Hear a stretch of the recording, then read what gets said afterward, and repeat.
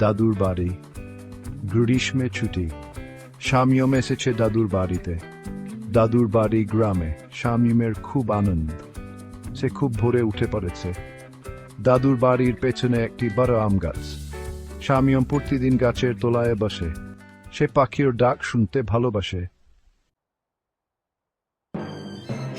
আম গাছের ডালে ডালে অনেক পাখি।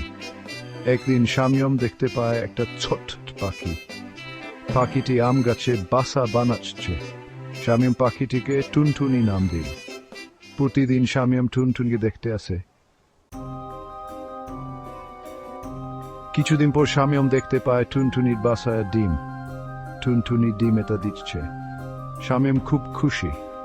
সে অপেক্ষা করছে কখন ডিম ফুটবে। একদিন রাতে ভয়ঙ্কর জটাদহল।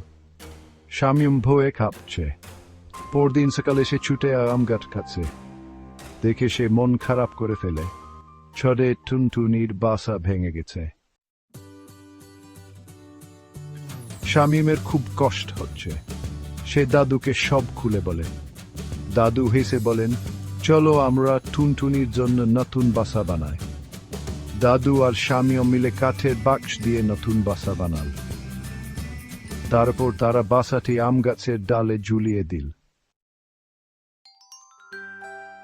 কিছুদিন পর শামিম দেখতে পায় টুনটুনি নতুন বাসায় ডিম পেড়েছে।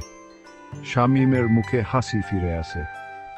সে বুঝতে পারে প্রকৃতি ও প্রাণীদের ভালোবাসতে হয়। আমাদের সকলেরই উচিত প্রকৃতি ও প্রাণীদের রক্ষা করা।